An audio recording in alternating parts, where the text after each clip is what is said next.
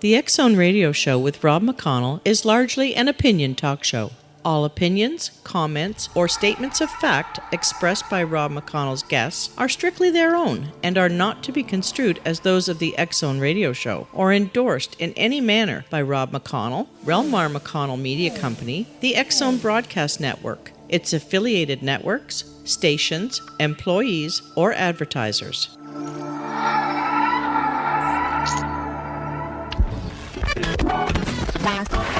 All Hit Radio.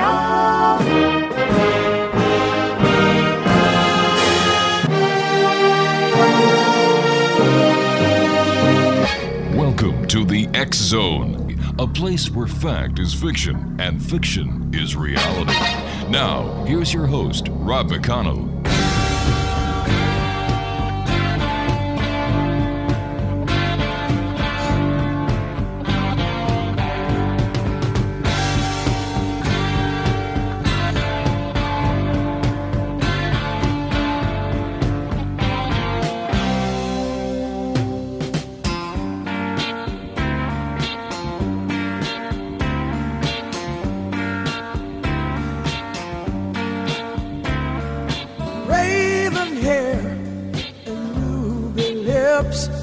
Sparks fly from her fingertips.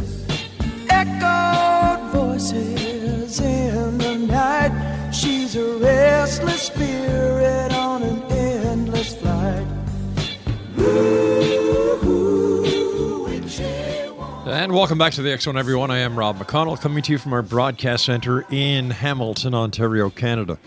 If you'd like to visit us online, www.xzoneradiotv.com, on all social media sites, X-Zone Radio TV.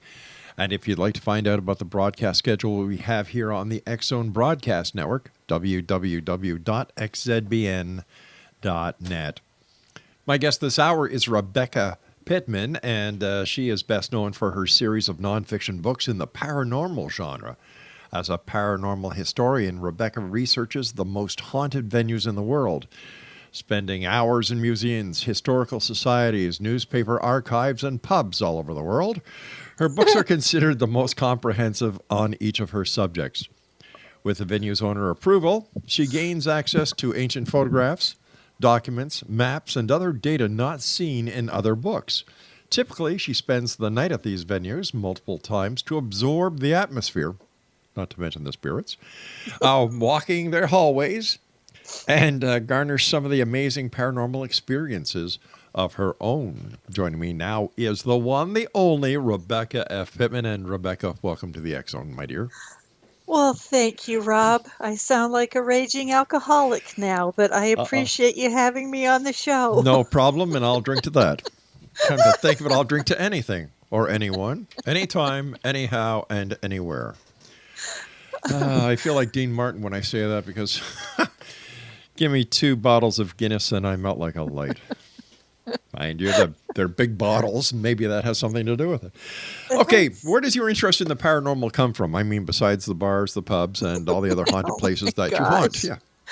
I have 4 sons, and I'm never going to hear the end of this one. I started out with a love for Nancy Drew, and it went from there. But my mom had some psychic abilities, and I was always jealous that I didn't have them. But it showed me there was something else out there. So that's where it started. Why do you think there's still, after all of these years, there's still such an interest in the paranormal?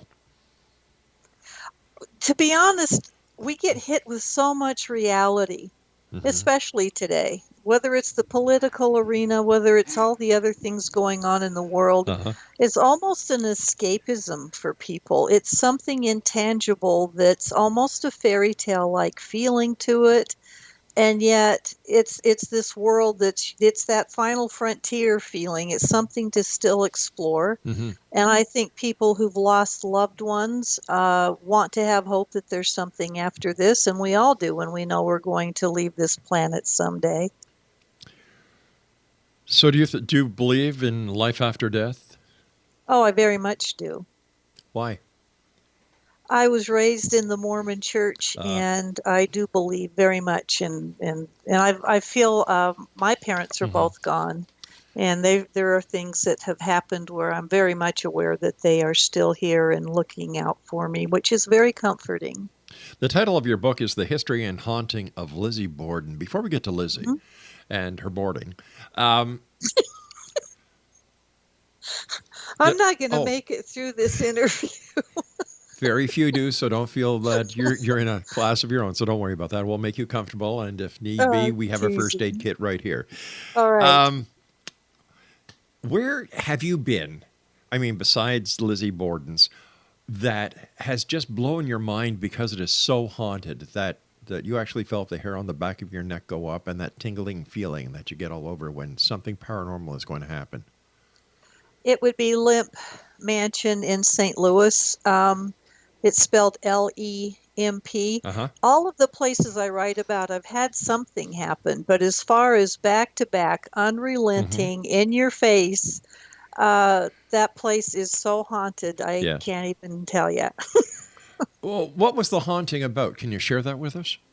Yes, the Lemps introduced lager beer to America during the Gilded Age, and they were the wealthiest. I'm back to beer. There it is.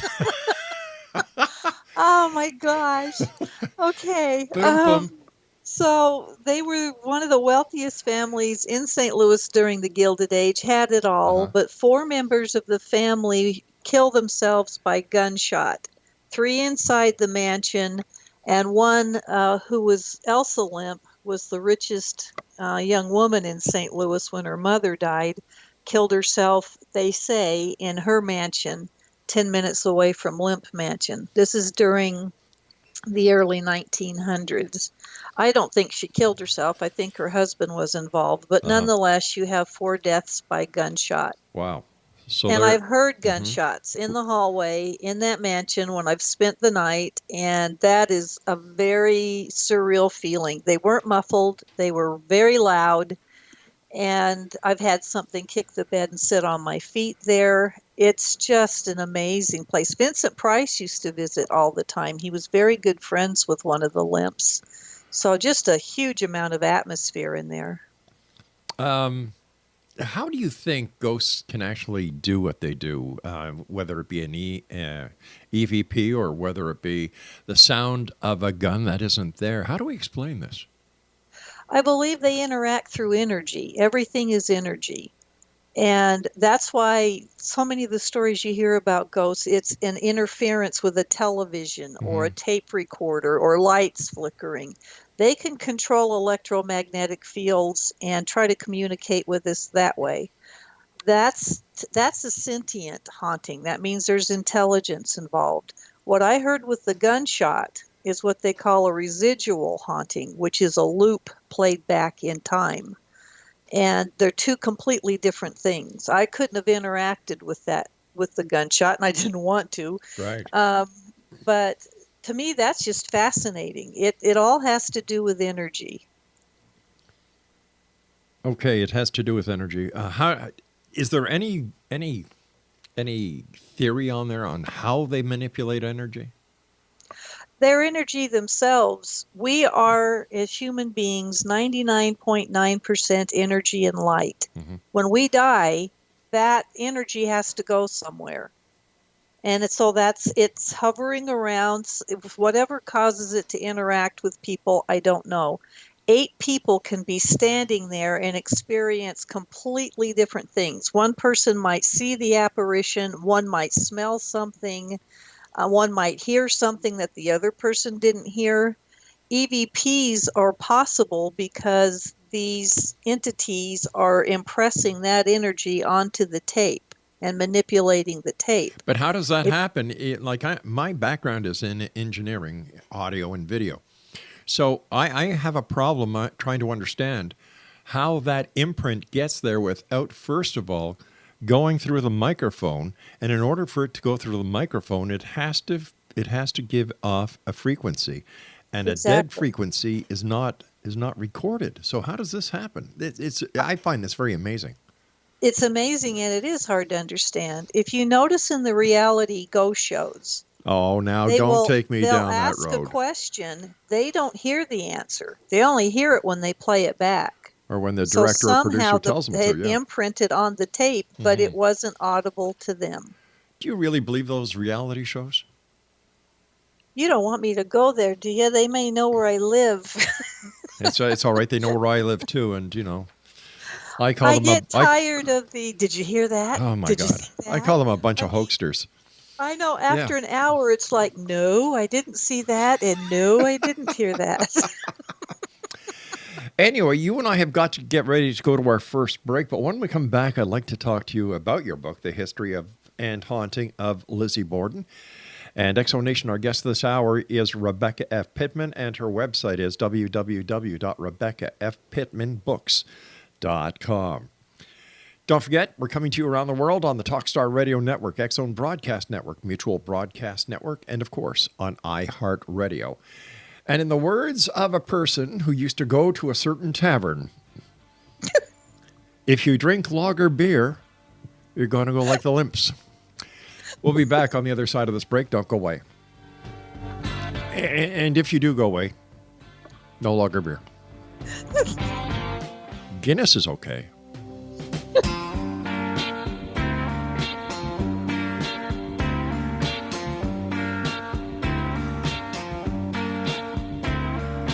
Raven hair and ruby lips, sparks fly from her fingertips, echoed voices in the night. She's a restless spirit on an endless flight. Ooh, witchy woman, see how high she flies. Ooh, witchy woman, she got the moon in her. Well, beer, we've had some great times. When I was 17, I drank some very good beer. I drank some very good beer I purchased with a fake ID. My name was Brian McGee. I stayed up listening to Queen when I was 17.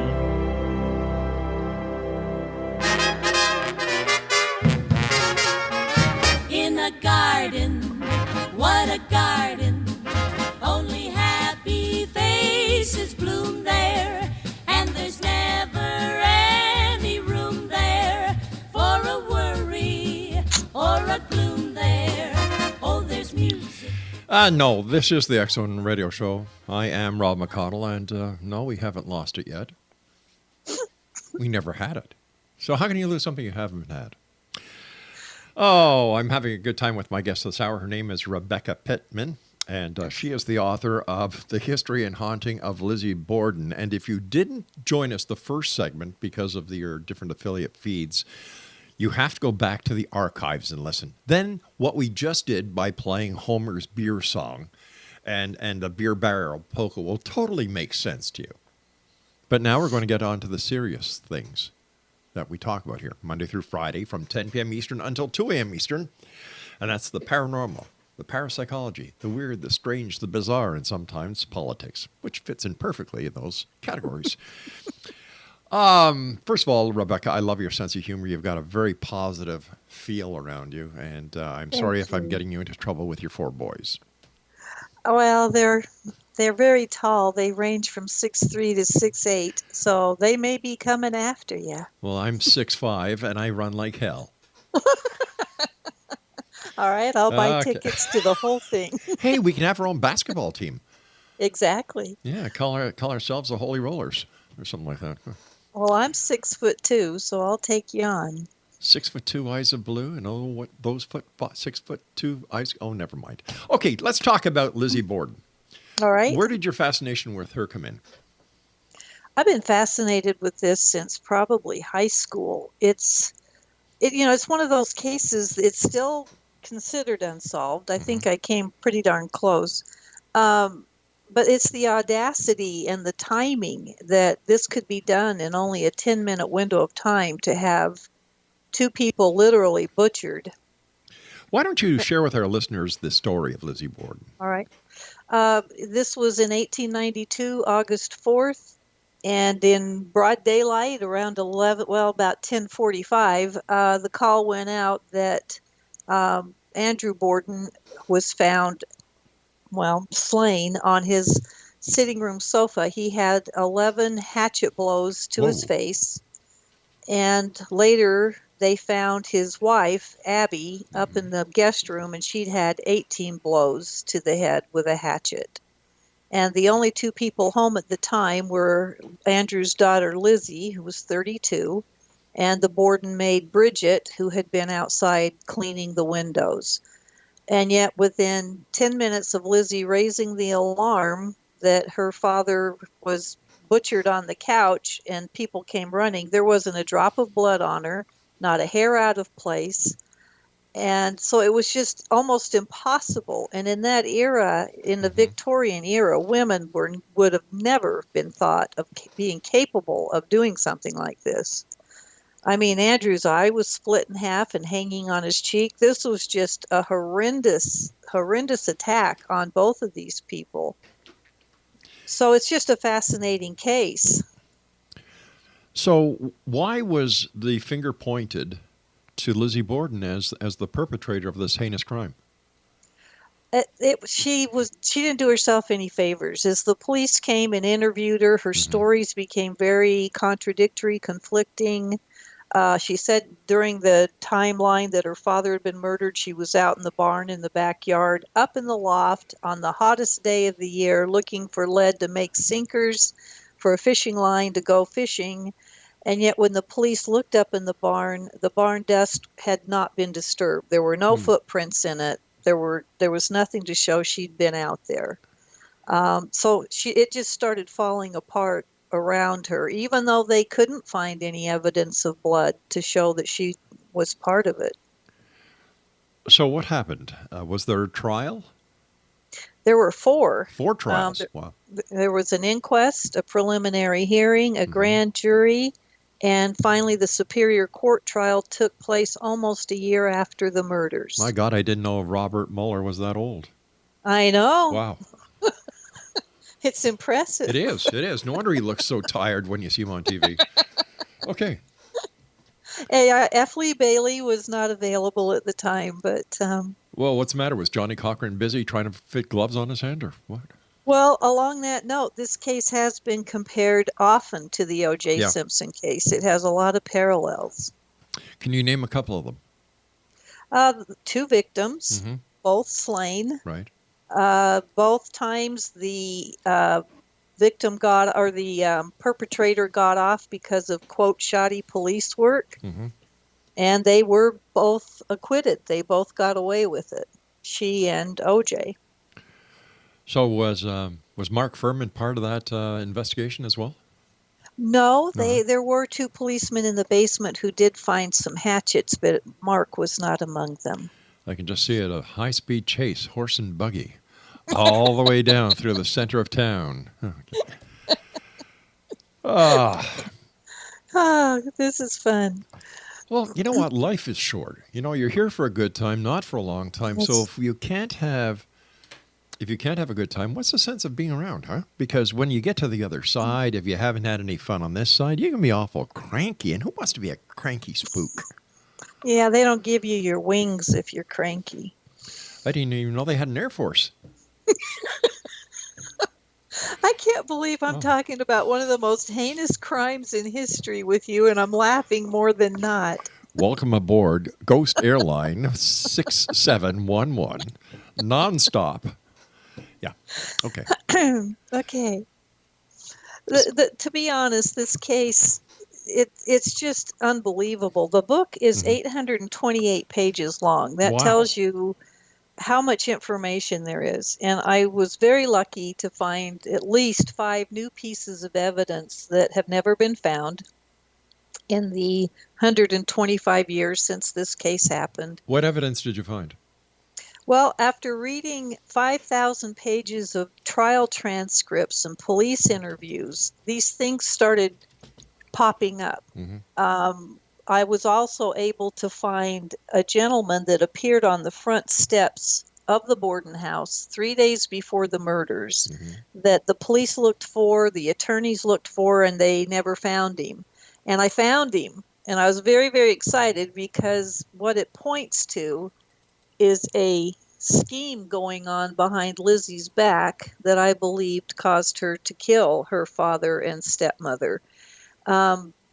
This is very cool, actually. The guy that appeared on the front porch rang the doorbell, and Andrew opened the door and admitted him into the home. He was in there for 10 minutes. This is 3 days before the murders. A gentleman sitting in a buggy across the street noticed the young man, and he said, "What caught my attention was what he was wearing. He had slacks with a dark stripe down the leg, and he was wearing russet-colored baseball shoes." This is 1892. You don't see baseball shoes very often.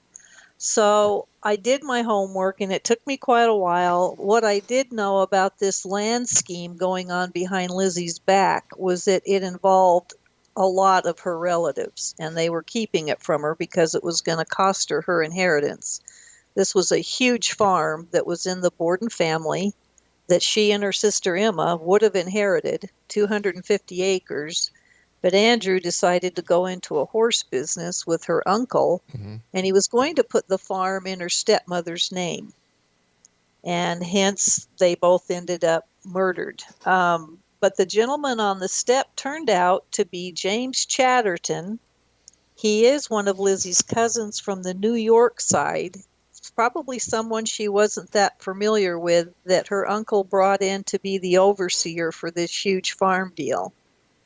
And I'm very proud of that. I mean, I found out he played for the Kansas City Cowboys, russet-colored brown baseball shoes, and fit the description the guy gave of him. And I believe his brother Joseph was the young man that showed up the day of the murders to take Abby to the bank. Talk about a cold case. My Lord, Yes. 125 years old. Yes. So I was very excited about that. 3 neighbors heard me scream when I found out who that was. So that's pretty neat. I'm very happy with that. Well, you're to be congratulated on that. So congratulations. That was excellent work. Thank you. Do I get my detective badge? Craig, what do we have for this winter? A case of lager beer. Actually, no.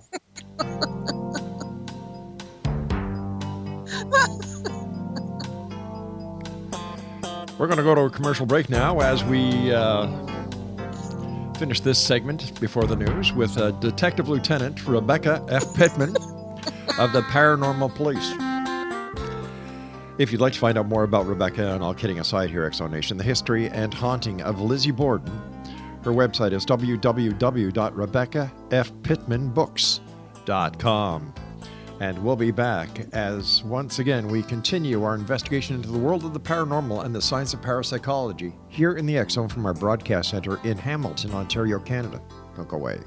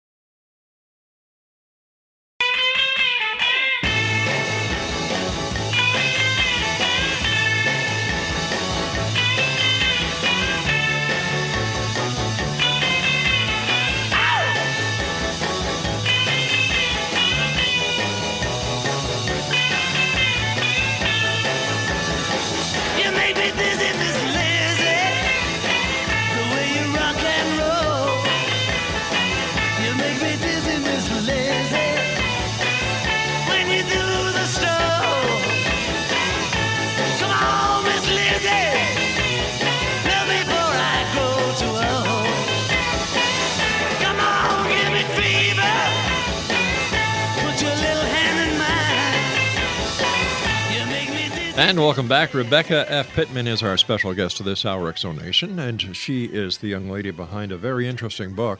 It's entitled, do you have your pencils and paper ready? Okay, it's entitled The History and Haunting of Lizzie Borden.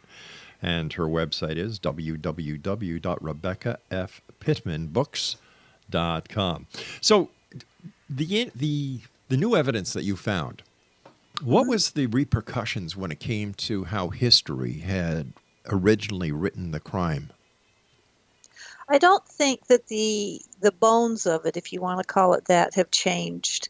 What I think I've been able to do is flesh out a lot of the unanswered questions.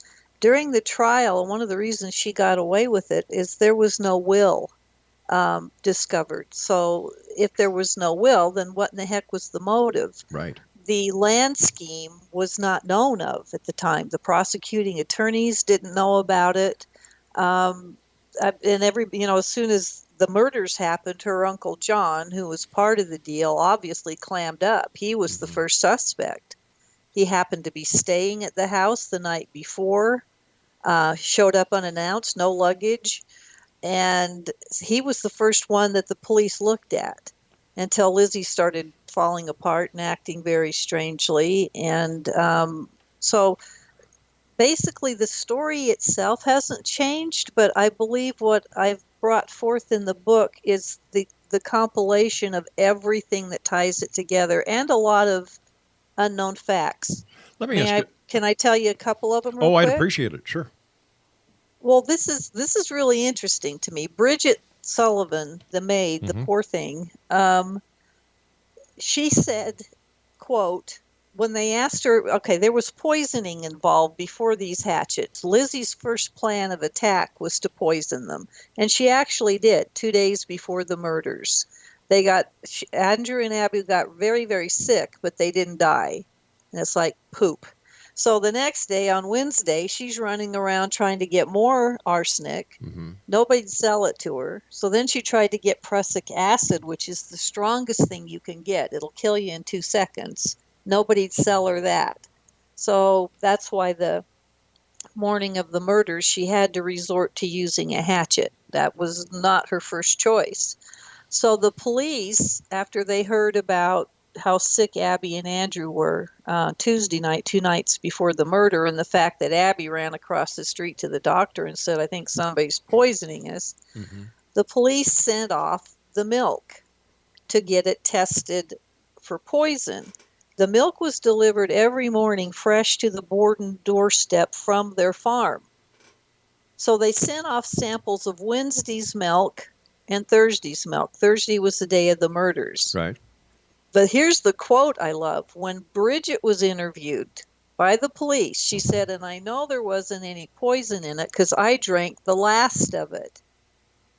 Well, if she drank the last of Wednesday's or Thursday's milk, there wouldn't have been any of those two to send off. She drank the last of the milk from Tuesday night when the poisonings actually happened. But she didn't drink it, in my opinion, until Thursday morning. She needed the bottles because another new canister of milk was coming. She needed room, so she drank the last of what I believe was a bottle of milk that had been pushed to the back of the ice box. And she became violently ill Thursday morning and was out back throwing up the mornings of the murder, the morning of the murders. And she says it right there. I know because I drank the last of it. So they sent the two wrong items off to be tested for poison, Wednesday's and Thursday's milk. It was a moot point. But it was Tuesday's milk that was poisoned. But wouldn't, during the coroner's exam, would the arsenic not have been shown up in any of the testing that was done in those times? By then, it was 2 days later. They were poisoned on Tuesday night. The murders were Thursday. Okay. And so it had worked its way out of their system by then. They were still pretty sick on Wednesday, but Abby was a very big woman, and the fat, they think, saved her from getting as sick as Andrew did. Plus, Andrew poured milk all over his toast Tuesday night, and I believe when it absorbed all the arsenic in the milk, it sat longer in his stomach because it was a big piece of saturated toast. I think he was still pretty ill on Thursday morning, the morning of the murders, from the people who saw him. But it didn't show up really in their system. Is there any other possibility when it comes to the poisoning? For example, bad milk bacteria in the milk, a vessel that wasn't washed properly or sanitized. The new milk was put in, but because of bacterial growth, spread throughout the milk, and this is the cause of the sickness. Well, they looked at all of that kind of thing. Back then, they called it the summer sickness. It was usually fish that had gone bad. The refrigeration wasn't that great. But the milk was delivered fresh from the farm every single morning. They got a fresh canister of milk.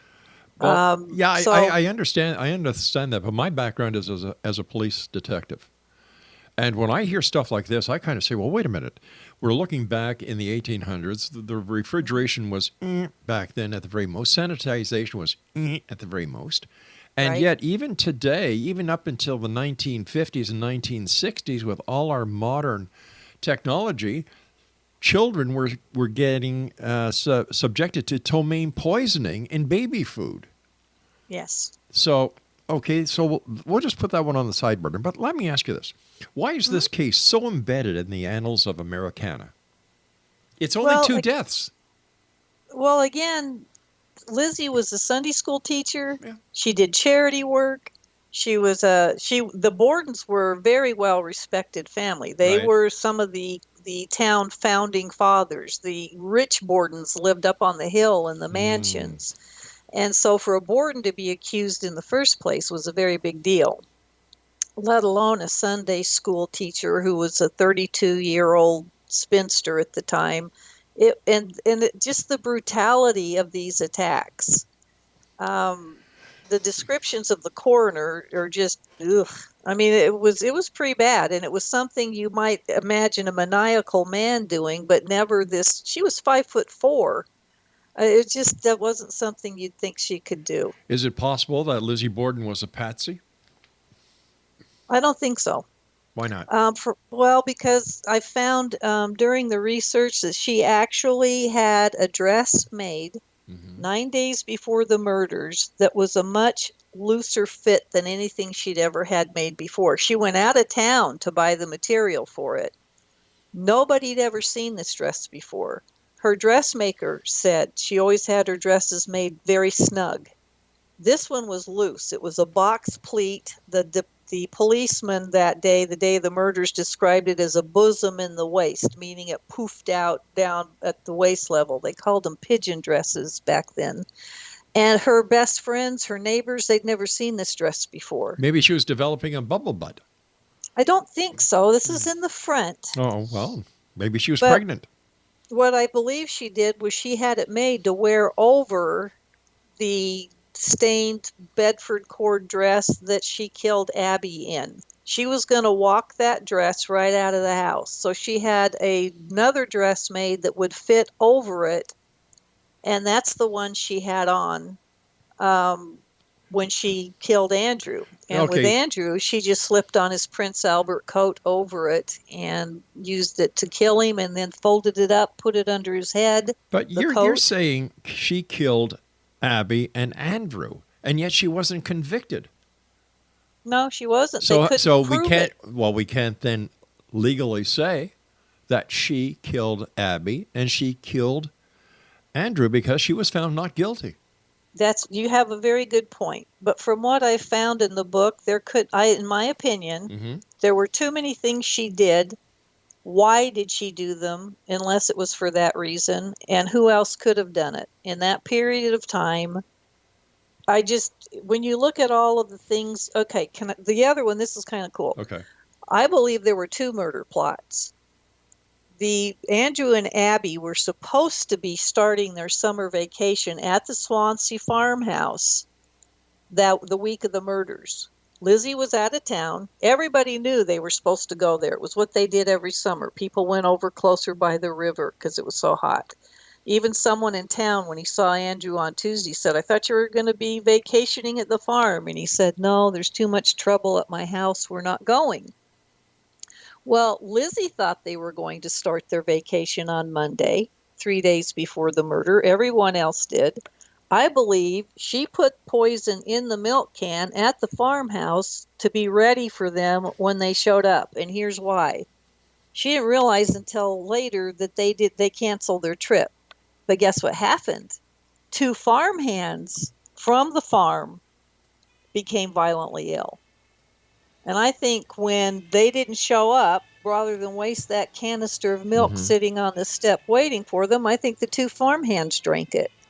So now, and John Morse, her uncle, during the testimony, tried to stay as far away from that subject as possible. The attorney said, "Didn't you go over to the farm and ask Mr. Eddie how he was feeling?" All right, we've No. got to take our final break. Please stand by. Exonation. Rebecca F. Pitman is our special guest. www.RebeccaFPitmanBooks.com, and she is the author of The History and Haunting of Lizzie Borden. We'll be back on the other side of this break. Don't go away.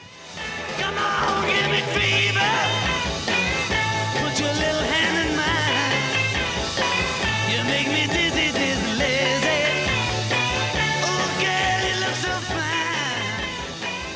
Just a rockin' and a rollin'.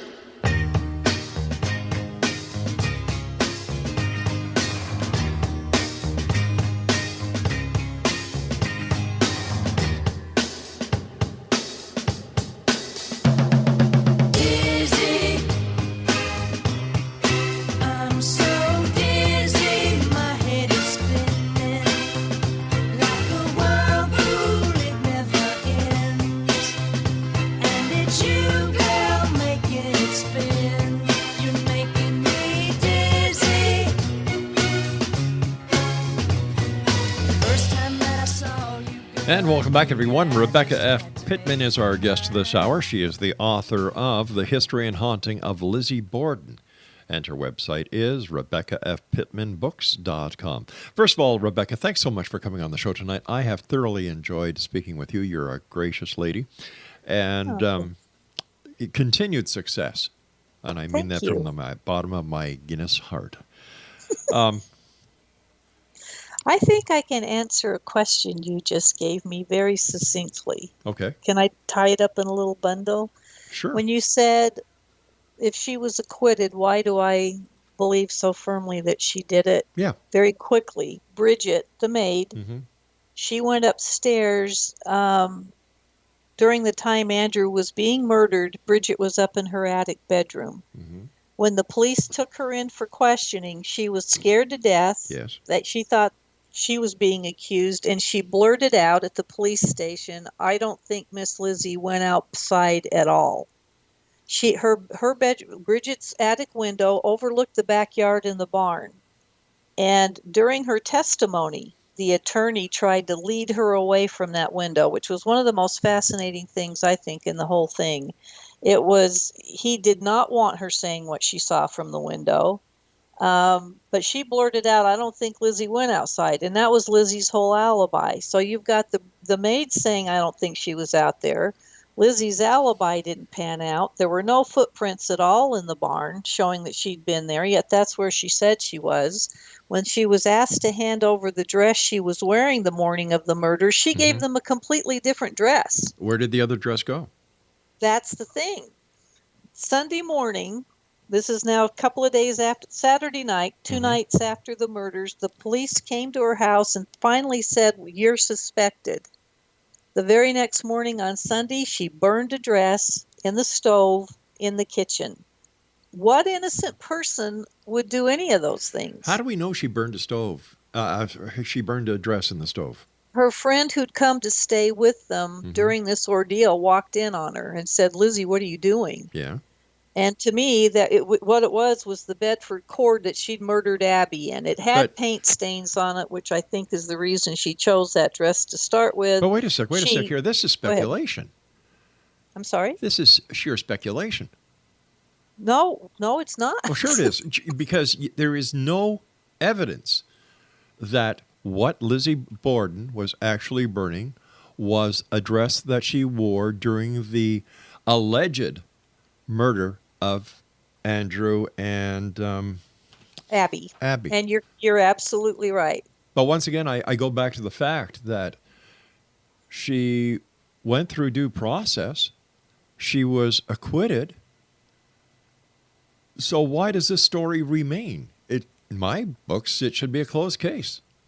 A lot of the people during that time did not believe that she should have been acquitted. They thought she got away with murder, and she was shunned for the rest of her life in Fall River. But what happens if she really didn't do it? That there was another part of this investigation that was totally missed because of police work, because of the way of gathering evidence.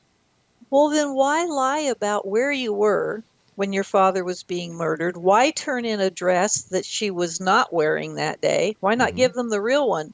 All of the people who described the dress she had on the morning of the murder said it was light blue. Yes. The one she handed in was dark navy blue. Let me ask you a question.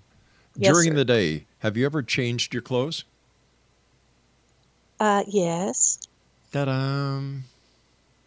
And if somebody was to ask you to hand them the clothes that you were wearing that afternoon, would you give them the clothes you were wearing in the morning, or the clothes that you were wearing in the afternoon? She did change her clothes that day into Right. a pink and white striped wrapper. Right. So when asked to give the police the clothes that she wore, what clothes did she give the police? The pink and white wrapper? No, she gave them a dark navy blue dress out of her closet that did not match the one she wore the morning of the murders and was definitely not the pink and white wrapper. That's the point. So you're saying there's 3 different sets of clothing, Yes. but you just said 2 a few seconds ago. No, I'm really going to confuse you. There are 3 dresses. There's Okay. the Bedford cord that I believe she murdered Abby in. There's the loose-fitting dress she had made 9 days before the murders to wear over the Bedford cord. And Okay. then there's the dress she actually handed in to the police. So there's 3 dresses right I there, see. not even counting the pink and white stripe that she changed into Now, where did she murder these people? in her home. Yeah, but where in the home? Abby was murdered in the guest room upstairs while she was changing the linens after John Morse, the uncle, left because he used the guest room. Right. Andrew came home early. I don't think Andrew was supposed to die. Abby died at 9:30. He didn't usually come home until 11 from his rounds at his banks, but he came home at 10:40 because he was still not feeling very well. And Abby didn't show up for the bank meeting.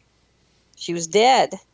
So he came home to see what happened to her, and Lizzie said she got a note from a sick friend and went out. So while he laid down on the sofa to wait for her because he wasn't feeling well, and that's when he died. He got 11 hatchet blows to the head. Wow.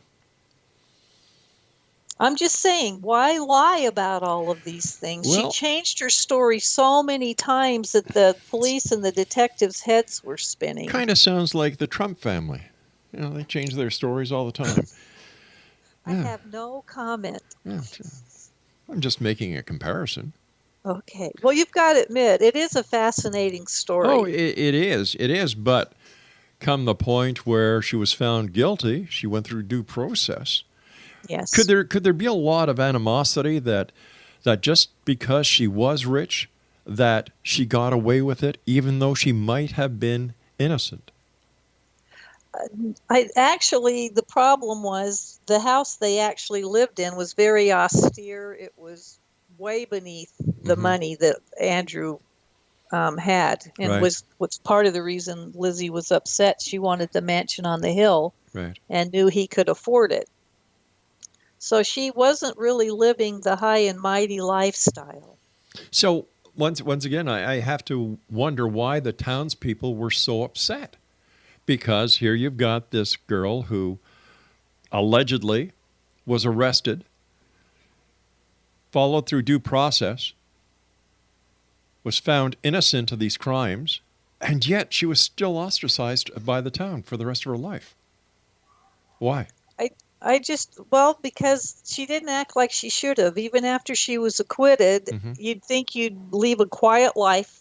Instead, she bought her mansion on the hill with her Right. dead father's millions, and was the first woman in town to own a car, and drove around in this fancy car. She threw huge parties for theater people, which back then, if you were an actress, it was akin to being a prostitute.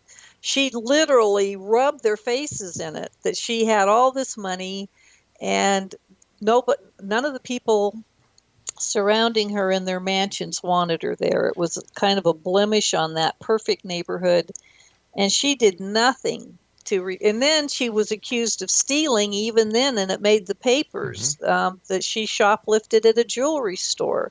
She didn't do anything to help herself. Ah, the sweet taste of revenge. Yes. So I just, like I said, to me it's fascinating. It's a huge book. I was able to not only stay at the Lizzie Borden bed and breakfast where the murders took place, but also in her mansion on the hill, which was a great treat for me because the public was not being allowed at the time. Maplecroft is opening finally for the first time to the public the end of March, and I'm sure it'll be swamped. It's going to open as a bed and breakfast. Definitely going to be a cash cow. Yes. And they're wonderful people. They're the ones that own the bed and breakfast where the murders happened. So it's going to be quite the legacy. What are your final thoughts that you'd like to relate to the Exo Nation tonight? I believe in my heart that Lizzie Borden was a sociopath. I don't think she knew remorse or guilt. My line in the book is Lizzie Borden, a woman with her face pressed up a world she could not enter. And I think she killed for it. How old was Lizzie when she committed these alleged murders? 32. And her sister Emma was 10 years older. And they died 9 days apart, which is quite fascinating. It is. Rebecca, thank you so much for joining us. A great pleasure talking to you. Once again, continued success in your endeavors.